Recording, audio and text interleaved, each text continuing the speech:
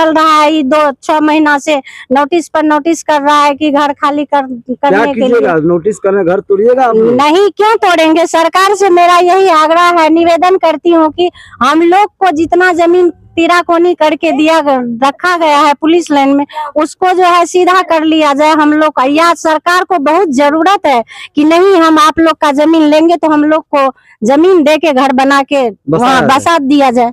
आपको तोप है तो लगा दीजिए और उजाड़ दीजिए, हम लोगों को बाल बच्चे सहित इसी में रहेंगे, कहीं नहीं जाएंगे।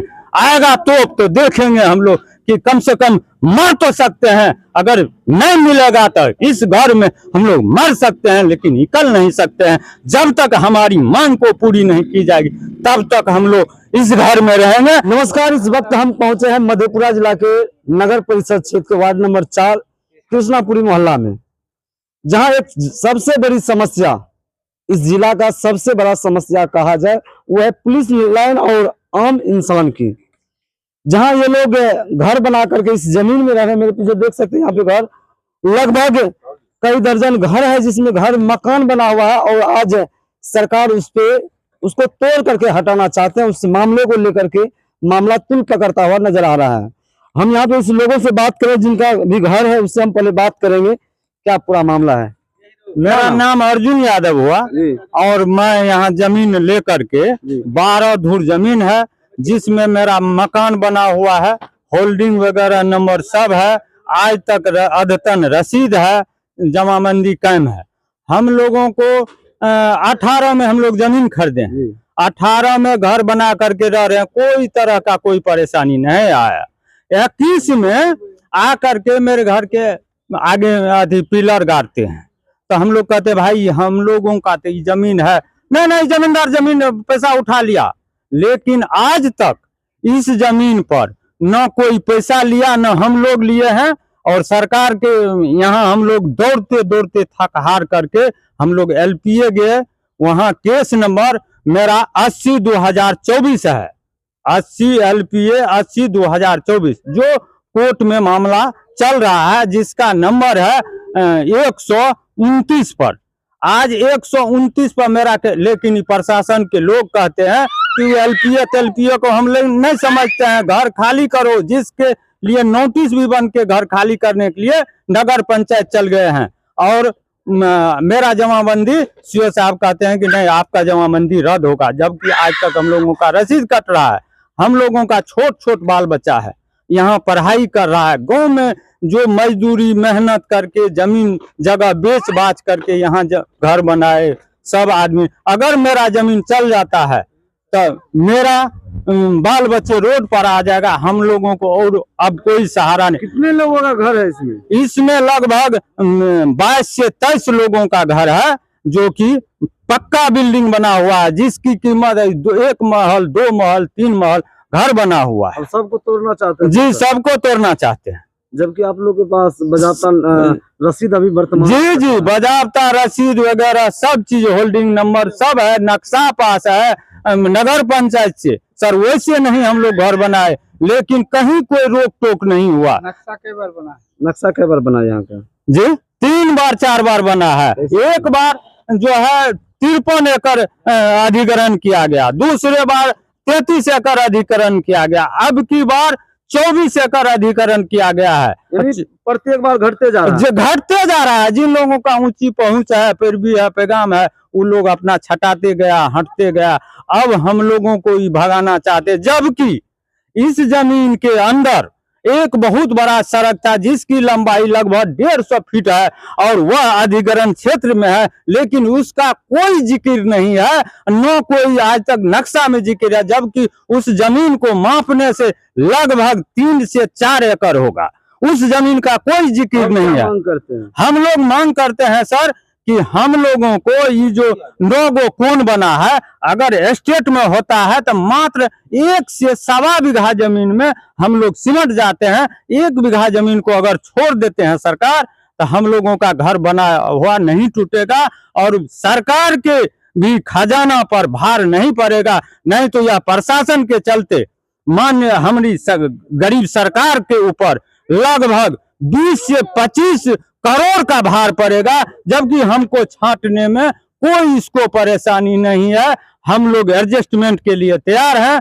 नहीं, अगर हम लोगों का जमीन खरीद ले लेते हैं, हम लोगों को अन्यत्र जमीन दे करके जैसा घर है वैसा घर बना दे, हम लोग इस घर से निकल करके उस घर चल जाएंगे। नहीं तो अभी हम लोगों को कोई सहारा नहीं है, न भाड़ा के लिए पैसा है कि कहीं भाड़ा लेकर के रहे का है। तो हमारा पारिवारिक स्थिति माली है, इसमें अधिकतर लोग हम लोग गरीबी रेखा से नीचे जीवन बसर कर रहे हैं, जो कि हम कार्ड भी दे सकते हैं आपको कि हम गरीबी रेखा के नीचे हैं। बहुत लोग अंत्योदय अन्नपूर्णा के अंतर्गत है।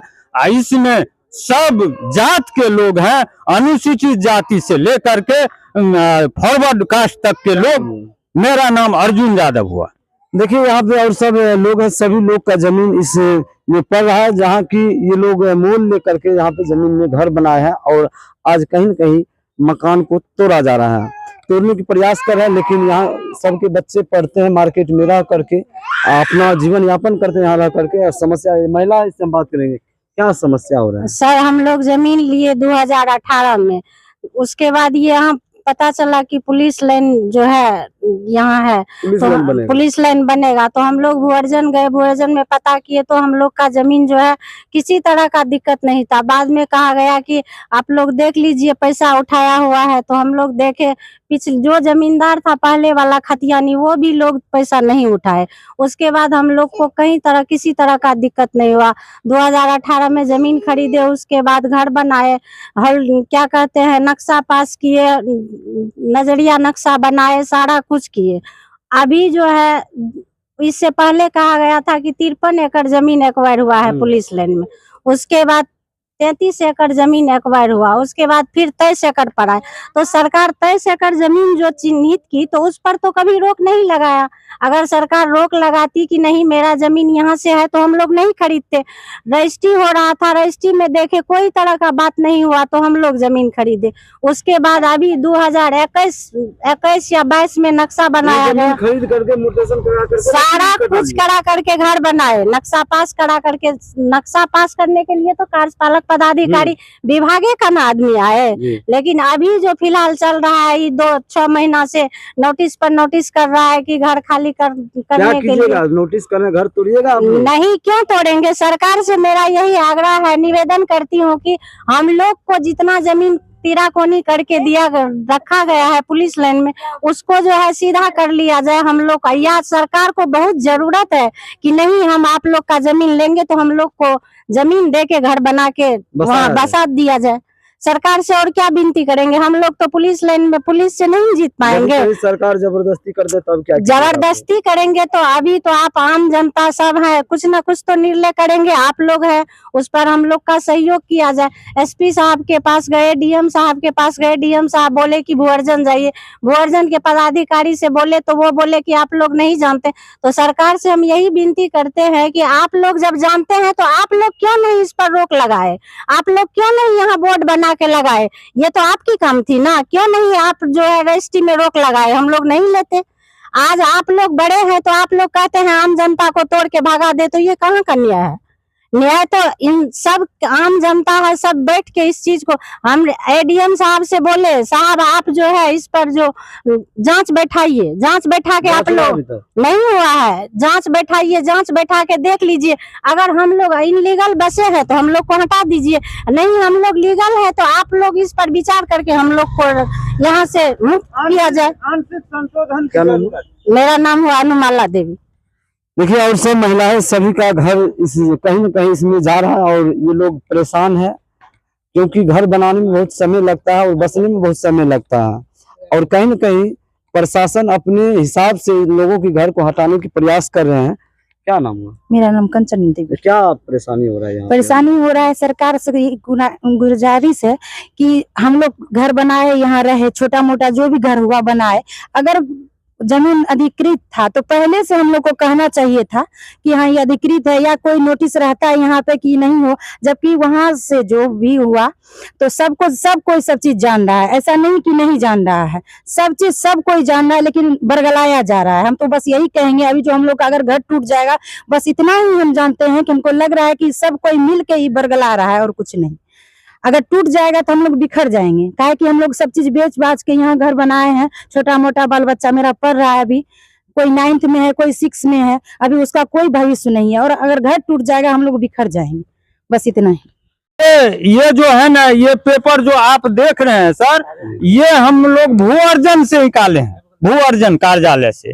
और इसमें मात्र 8 एकड़ के जमीन पर पैसा दिया गया है। शेष 14 एकड़ 16 एकड़ जमीन पर बिना पैसा का ये इमारत देख लीजिए, 3 महल 4 महल बना करके।